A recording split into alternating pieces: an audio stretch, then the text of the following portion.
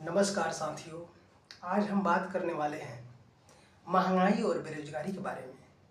आपको बता दें कि देश में इस तरह से बेरोजगारी बढ़ रहा है, तो मानो कि जो है पिछले 10-11 साल में इतना बेरोजगारी बढ़ा है कि लगभग 2.5 करोड़ तो लोग नौकरी अपना छोड़ चुके हैं। माने नौकरी छोड़े नहीं है, वो किसी न किसी वजह से उनका नौकरी चला गया है। जैसे निजीकरण हो गया, अब जो है प्राइवेट जो हो जा रहा है, जो भी सरकारी कंपनियां हैं प्राइवेट हो जा रहा है, तो उसमें के एम्प्लॉय जो है उनका नौकरी खतरे में चला जा रहा है। मान लीजिए जो प्राइवेट निजीकरण हुआ है उसको एक तरफ रखिए आप, और सरकारी को एक तरफ रखिए। सरकारी होता है आप जो अपने अधिकार के हिसाब से आप कोर्ट में लड़ सकते हैं, और जब निजीकरण हो जाता है तो जो भी उसका मालिकाना हक लिया रहता है, जो भी वो तो एम्प्लॉय को निकालना शुरू कर देता है अपने हिसाब से। कम रेट वाला जो है एम्प्लॉय का रखता है और उसे वर्कर बना देता है एम्प्लॉय को।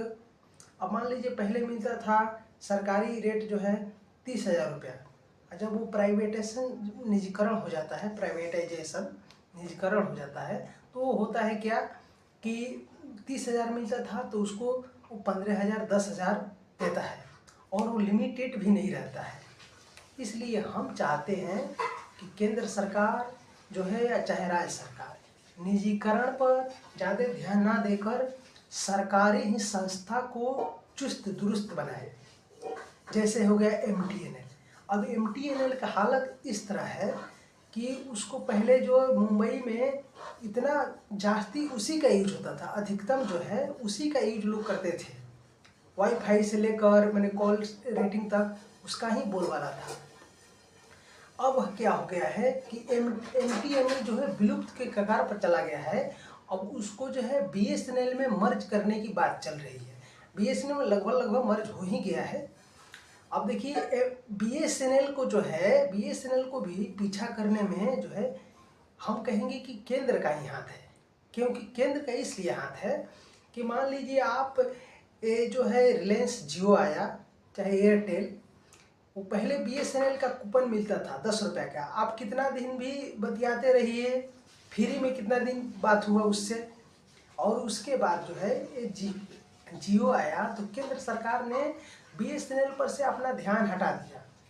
ये जियो जो है अपना 4G लॉन्च कर दिया है मैंने 5 साल पहले ही, और जो है अभी तक BSNL का कोई अभिनेत्री नहीं है। 4G हर शहर में काम नहीं कर रहा है, किसी शहर में जो है 4G काम कर रहा है।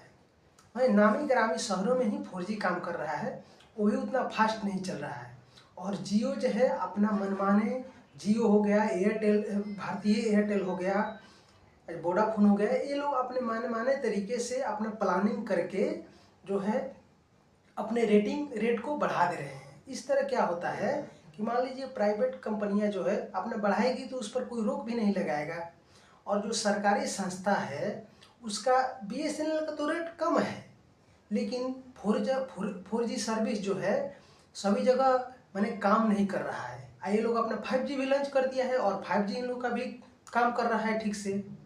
तो इसलिए हम चाहते हैं कि केंद्र सरकार जो है BSNL को और MTNL को मर्ज कर रहा है तो उसको चुस्त दुरुस्त बनाए, ताकि जो है अपना लोगों का विश्वास जो है सरकारी कंपनियों में बनी रहे। और ये जो है जियो हो गया, एयरटेल हो गया, भारतीय एयरटेल हो गया, और वोडाफोन आइडिया हो गया, ये जो है अपने मनमाने तरीके से कोई भी मैंने रेट को बढ़ा नहीं पाए, उन लोगों पर दबाव बन जाए।